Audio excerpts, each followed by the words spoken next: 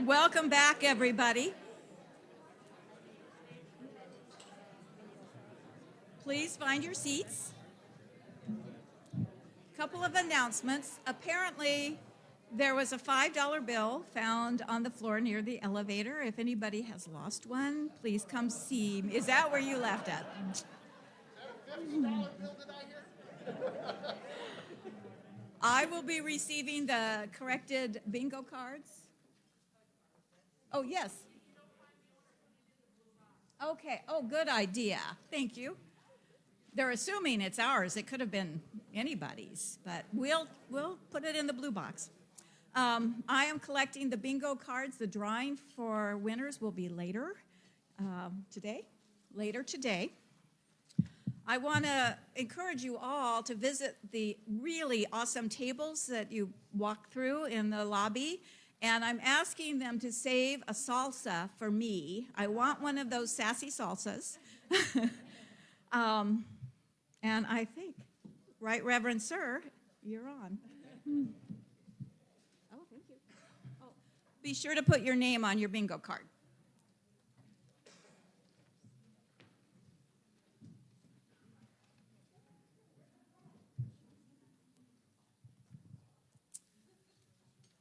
So, beloved in Christ, grace to you and peace from God our Creator and God's only Son, Jesus. Last year's annual council was exactly 12 months ago this week. Many of you were present for that event, which was, to my way of thinking, a perfect embodiment of the shared challenges we were facing together at that time.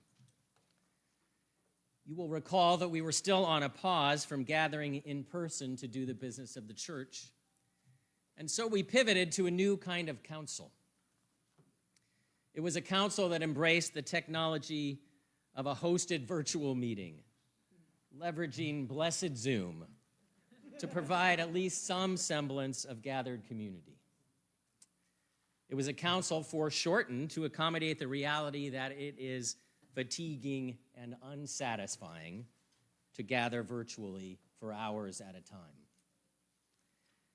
It was a council with an agenda designed to encourage us and lift us up in the face of shouldering the ongoing burdens of coping with COVID-19, the racial and cultural unrest and distress that had overtaken us, and our divided national politics.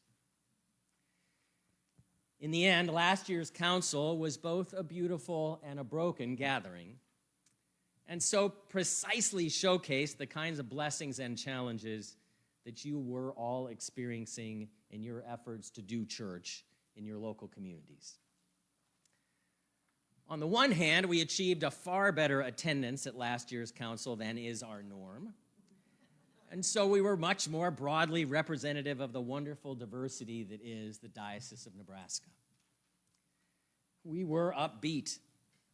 We enjoyed beautifully conceived and designed video offerings that exemplified the best that can be done when we're reliant upon technology to unite us. We managed, if imperfectly, to really be the larger church for a moment, gathered, inspired, united by the presence and person of Jesus. And all of that was beautiful. And council last year was also just a broken mess. Our stealthy behind-the-scenes work to get our Bishop's Cross recipients tuned in on a laptop failed utterly when the Tancredis got a notion to go take a last-minute hike instead of watching council on a computer. Our use of up-to-the-minute technology to break you up into your table groups fell apart and left half of your diocesan staff scrambling behind the scenes off-screen with no time left to sort you out into the groups where you belonged. And who can forget, not this little guy, that the whole meeting collapsed about 10 minutes in when the highly touted consultant that we had hired to help with our technology actually pressed the wrong button and ended the gathering for every single participant. And yet, despite all those bumps in our road, we endured, and in many ways, we flourished. And that is really the story of this past year for all of you and the Dioneb churches that you represent here today. You have all used technology to connect your dispersed congregations and gather for worship and formation and nurturing events. Much of it unlike anything we've seen before, and often including people from far, far beyond the bounds of your parish churches. You've all established new ministries and found new ways to give and care when the old ways have proved unsustainable or inadequate to meet the needs of this moment. You've all remained optimistic and committed, despite the many disappointments and indignities along the way, and as the interminable length of this thing with which we are still embattled just rolls on. None of this has been easy. It has taken time and money and patience that were sometimes in short supply. It has required learning new skills and changing and growing in ways that have often been difficult. And it's all happened in a context where little consensus has existed among the members of our church communities about the spread of the pandemic and the best way to mitigate its risks, not to mention the innumerable challenges of doing church in a post-Christian world. There have inevitably been failures and many occasions on which we have fallen short. But you all have stayed at it, and you have stuck together, and you have managed to do God's mission in the face of what is most assuredly the season of the greatest trials in our shared ministry since at least the last World War, and probably longer. I am so grateful to the leaders of our parish churches, and especially to the clergy of this diocese, for the Herculean efforts that you have made to steer us through these troubled waters.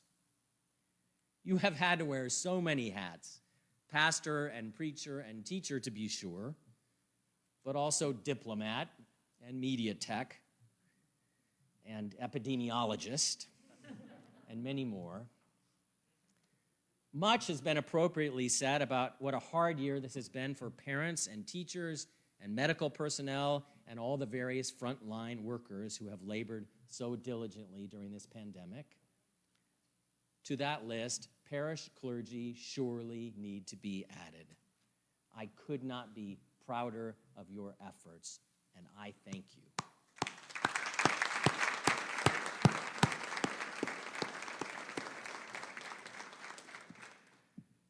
So while you were all working your tails off as individual congregations and congregational leaders, your diocese was doing the same thing, and you all can be proud of that too. We've continued to monitor and manage your diocesan finances with great care, and you will be pleased with the results when Deacon Brian and Beth offer their reports later on in this meeting. As I look back on these past months, it's hard to imagine that we could have been better or more faithful stewards of the resources that you have entrusted to our care. In 2021, we held fast to some deep and sacrificial cuts to our budget, including salary reductions for ordained staff. We paid 1/4 of the building insurance premiums for every parish of the diocese, a move which saved thousands of dollars for every church in Nebraska. We bulked up our Clarkson Foundation granting programs, providing capital for technology to every church that asked for it, as well as tens of thousands of dollars for other ministries that you designed to open wide your parishes and boldly serve the people of God when it became once again possible to do in-person ministry. Of equal importance and excitement, we applied the resources of the diocese to generously support a number of new ministries that bubbled up from the ground in direct response to the trials of this past year.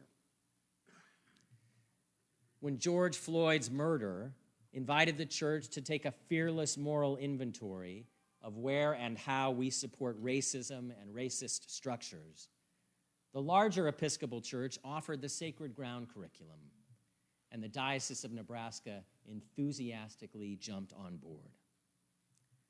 I am so grateful to Leslie Dean and Noel Potomi and all those of you who participated in that holy and solemn work. You will hear more about Sacred Ground later in council, but suffice it to say that it is an extraordinary thing to have maxed out our participation in that work with 88 participants across 8 sharing circles, and to see the deep resolve of those who joined in to now be even more fully and prophetically taking on the mantle of being anti-racists in their lives and in our church. Prison reform, including the abolition of the death penalty, is a related social justice issue, which the Episcopal Church, following in the way of Jesus, has embraced as a mission priority for many years. This year, we've been blessed by the amazing commitment of Caitlin Reese and Dario Gersi and the many devoted participants in our Balancing the Scales of Justice ministry who are leading our diocese in this important priority. My thanks to all of you who have embraced this gospel work. At the invitation of Deacon Teresa, this diocese has long supported women who are breaking free from sex trafficking and the cycles of abuse and addiction that complicate the lives of those caught up in coercive sex work. What a grace that this year, as the isolation and economic hardship of living through COVID have greatly amplified the risks of women being trafficked, your diocese pledged $30,000 to help move the ministry of Magdalene Omaha to a statewide platform, using our parish churches as safe spaces for women to connect with Magdalene's healing ministries. And by the way, you can support Magdalene today by purchasing some of the beautiful products that are offered for sale out in the lobby just beyond this room. In addition to offering my thanks for this handful of volunteer diocesan ministry leaders, I wish to say thanks to your diocesan professional staff as well. 7 of us gather for weekly diocesan staff meetings. Archdeacon Betsy works in a volunteer capacity, but rarely misses a meeting or turns down any request to help. Abby Ebi is our part-time communications officer who does an amazing job of helping lift up and promote both parish and diocesan ministries across the state.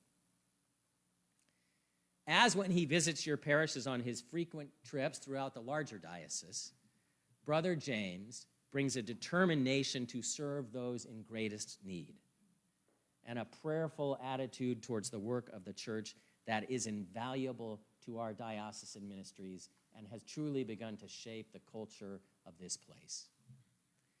And let me cheer here for the Benedictine Way, which continues to be one of the fastest growing and most inspirational ministries, not only in our diocese, but truly, my brothers and sisters, in the larger Episcopal Church in this nation. That leaves the little team who work together every day at the Clarkson Center.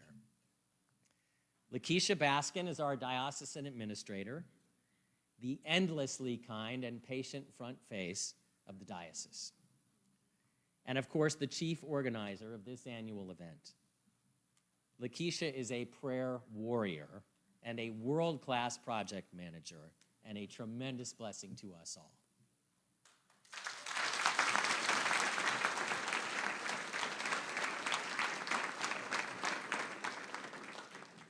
Beth Byrne, you all know as our Director of Finance. Oh, but she is also our comptroller and our property manager and our Director of Benefits and so much more. And perhaps most importantly, she is the senior-most member of our diocesan staff, and so the keeper of our sacred history and our corporate memory. I realized this year that I have now worked with Beth longer than any other person with whom I have ever served in any job. And I am so grateful for your ministry.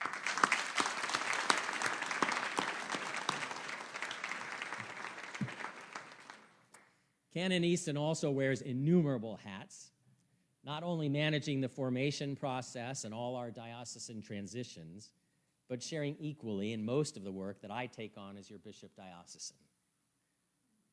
The entire staff deserves a huge thanks this year for making it possible for me to go on sabbatical for 10 weeks this summer. But Canon Easton shouldered an especially great load to help make that break possible. My thanks to you, dear friend.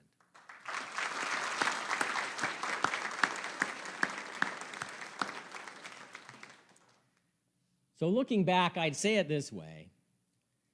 Though it has been a difficult year for us, arguably the hardest ever for many of our people in our parishes, we have not only survived, not only endured, but we have grown and we have adapted, and in many and creative ways have wonderfully accomplished the work which God has called us to do. Great blessings in the midst of great brokenness. That is beautiful labor, Diocese of Nebraska. And now what of our shared future? What lies ahead for the parish churches you all love and represent here at this annual gathering? As the larger church continues its decades-long decline across America, what is to become of the Diocese of Nebraska? You'll hear more of program and ministry as we talk church finances later in this gathering.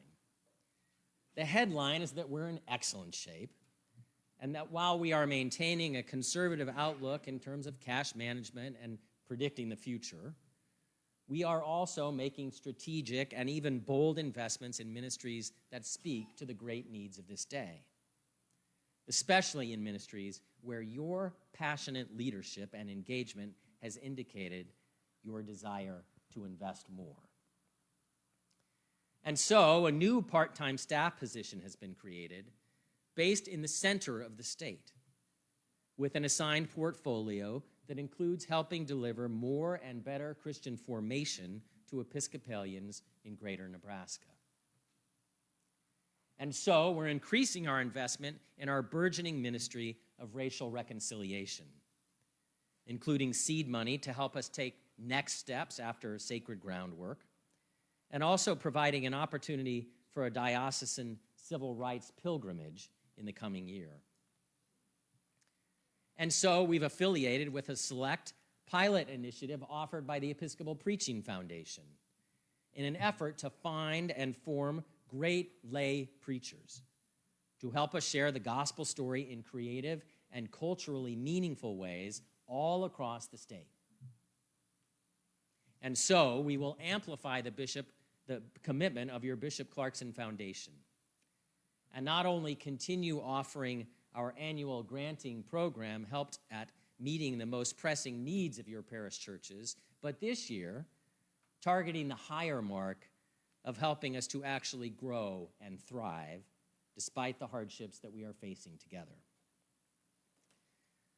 We'll talk in detail about all of this and more in the hours to come, and I could not be more thankful for the work of the score of people who have prayed over and drafted this year's annual budget.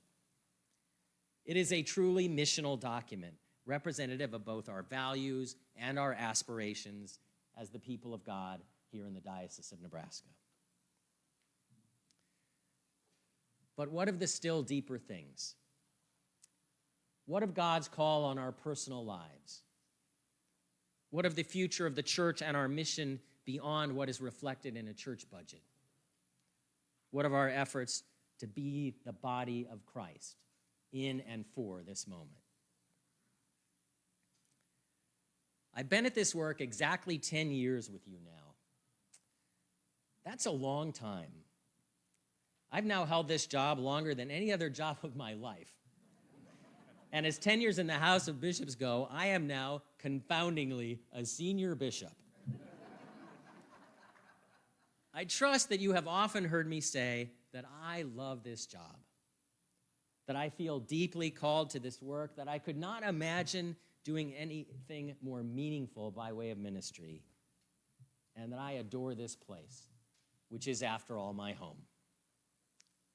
All of that is true, deeply and emphatically true. But what I say less often, especially in public, is how difficult this work can be. How often I lie awake worrying at night. How disappointed and frustrated I get, sometimes with the church, to be sure, but mostly with myself.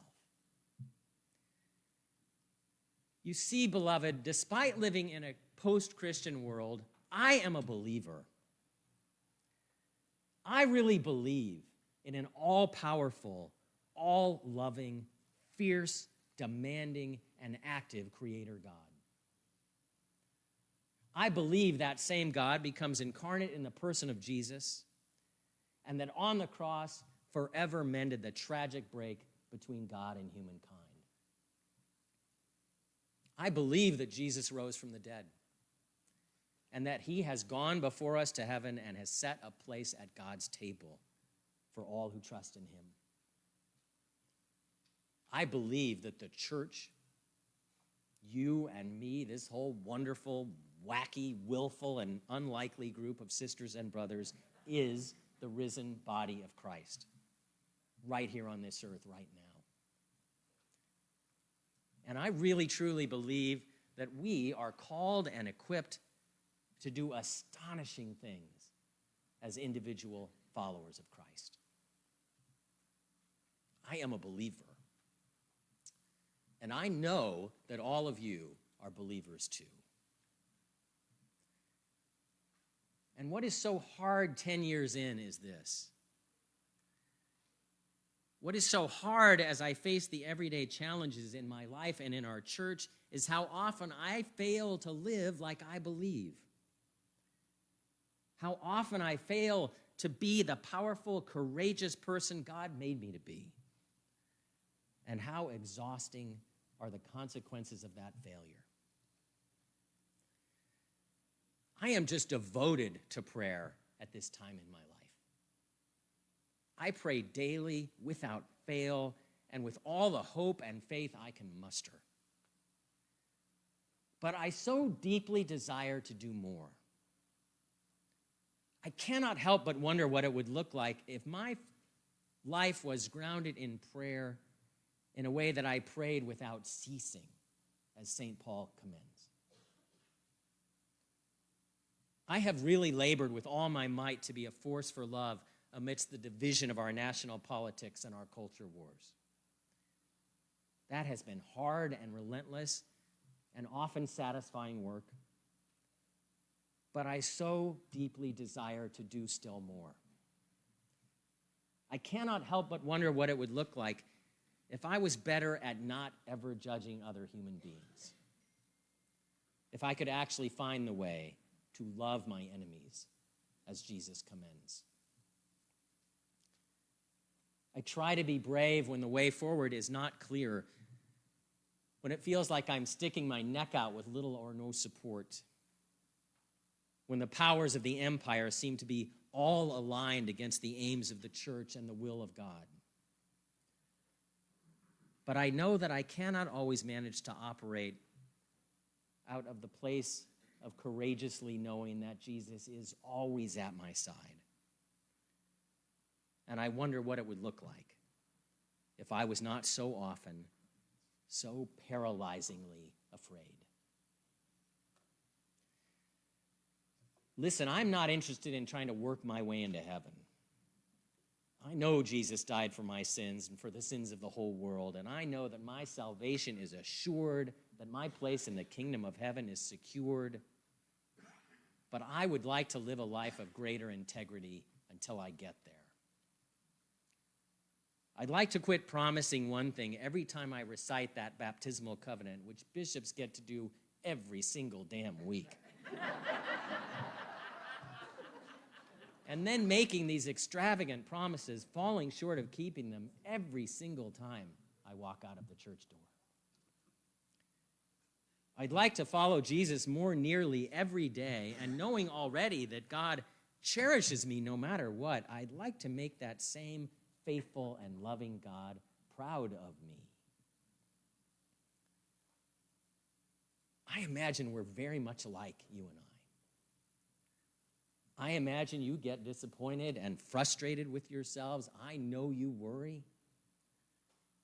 I imagine you know every bit as much as I what you need to do in order to become the wonderful you that God had in mind when you were dreamed up before you were born. I imagine you are tired of fighting about politics, and that you already know that if you really care about the ills our society faces, you need to put down your smartphone and shut off your TV and go do something real.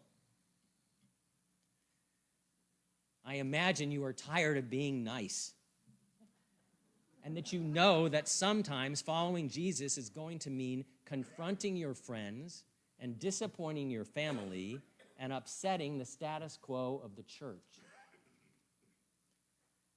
I imagine you are tired of hearing and tolerating misinformation and falsehoods, that you already know that truth is one of God's names, and that it is sacrilegious and sinful to lie. I imagine that you are tired because of how often and terribly you fail to be the amazing person God created and calls you to be. I imagine that, like me, you are itching to start over, to be born again.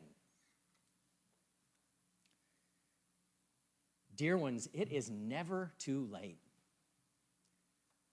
Things are never too far gone that the power of our loving and life-giving God cannot set things back aright. And because you are created in the very image of God and beloved of Jesus, you always have the power to be more. Gosh, we all need to remember that.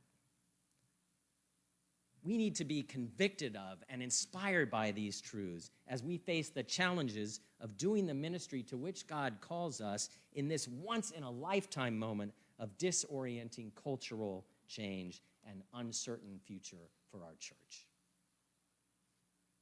We have the agency to make the difference. We always have the power to be more. Now, let me tell you a story. Joel, middle name Aaron, remember that middle name, it's important. Joel is one of my childhood friends. We met way back at Lewis and Clark Junior High, and years later we attended Central in Omaha together. Joel was a kind, smart, and giving friend who bore the burden of a profound stutter. Though he was known and loved and respected by his peers, it was very difficult to carry on a conversation with him, especially, as is so often the case when somebody stutters, in situations where he was nervous or sad or tired. Though I knew and liked Joel, we were never very close, largely because it was terribly hard to talk with one another. We went our separate ways after high school, and I would occasionally wonder about Joel. How did he make his way in the world? Did he find happiness? When I saw him at my 25th high school reunion many years ago, I talked to him for about 5 minutes. It was all Joel could do to get out single-word answers to my many questions about his life. But the answers were all good. Computers, married, happy. Well, we've already established that I'm getting old. This summer was my 40th reunion of that same high school class. And among the 100 or so classmates who came back home to that event was Joel. He looked great when I spotted him across the room at our class dinner. And I was pleased when he flagged me over and said, with only a slight stutter, "I have a story you need to hear." I thought, oh boy, this is going to take a while. This is the tale he told. Joel told me that his wife is a doctor, and that one day, years ago, his wife was accused of some kind of serious crime. She and Joel were surprised and terrified when law enforcement officers showed up at their house one morning when the kids were still asleep and took Joel's spouse away in handcuffs. For a week, as Joel told it, he barely held it together. He had to find a lawyer, had to care for his kids and somehow account for mom's absence. He had to visit his wife in jail and do his best to reassure her that all would be well. For her part, Joel's spouse was absolutely lost. She had a spotless record in medicine, never been in trouble with the law, upstanding citizen in the community. Her world was just turned absolutely upside down. And though certain of her innocence, Joel, too, was frightened. About a week after his wife's arrest came the arraignment. Joel said his heart broke as his wife was led into the courtroom. She was in a jumpsuit and chains. Her hair was in disarray. There were bags under her eyes from not sleeping. She looked exhausted and confused and lost. When the judge began asking her basic questions about the charges after they were read, where do you live, stuff like that, she could not manage to follow what was asked, and in fact misspoke on a couple of points that seemed really important to Joel. Now remember, Joel has this stutter. Not a little one, but the kind that makes it almost impossible to communicate, especially in a frightening situation like this one. Joel told me that he watched as his wife struggled and he was absolutely despairing. I knew I had to speak, but I couldn't, he said. And my wife's life was hanging in the balance. And Joel said he cast his eyes around the courtroom and he suddenly noticed a stained glass window that depicted an Old Testament scene where Moses and Aaron were delivering God's law to the Hebrew people. And Joel remembered from studying the Bible as a kid that Moses had a speech impediment, probably a stutter, and that Aaron had to do the talking for his brother. And Joel looked at his stricken wife, and he thought to himself, he said, my name has always been Aaron. I can do this. And he said he stepped up to the defense table and he answered the questions from that powerful judge on behalf of his wife for about half an hour. Imagine that, Joel said to me. Who would have thought I could ever do that? And you know what? Equally remarkably and miraculously, Joel didn't stutter during telling me this entire story. It was by far the longest conversation I have ever had with my friend in the 45 years that we have known one another. I asked him then and there if I could share this story with all of you someday, and he said, of course, that's why I'm telling you. Joel's wife was found to be innocent, by the way. She is back at her medical practice and back to her husband and her now big kids. There are moments in our lives of great risk and consequence. And you and I are facing such a moment together right now in our churches and in our world. We are all worried, I know, about the fragility of our democracy, about the intractable conflict that has surfaced between different social and cultural and economic groups that make up the fabric of our nation, about the decline of our church, which despite all of our prayers and all of our creative efforts gets smaller and less culturally significant every year. In a moment like this, it can be so hard to summon the faith that is in us, to know what we believe, and to act on the sacrificial call that God places on our lives. But know this, my beloved Diocese of Nebraska. God has called you. And God has equipped you to be exactly the church that God needs in this moment. We really can make a difference. All the difference in the face of the daunting challenges that face us every day. Remember the story of Joel Aaron, Nebraska. And know this. It is never too late to find your voice. It is never too late to do a courageous thing. It is never too late to be the one that God created and calls you to be.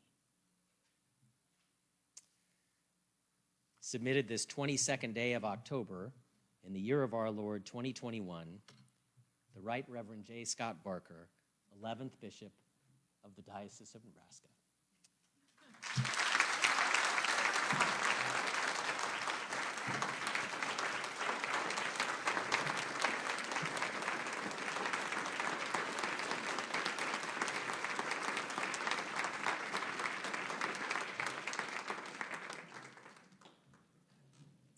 We have a chance now to interact again as small groups. You'll look at session 2 on your salmon-colored piece of paper.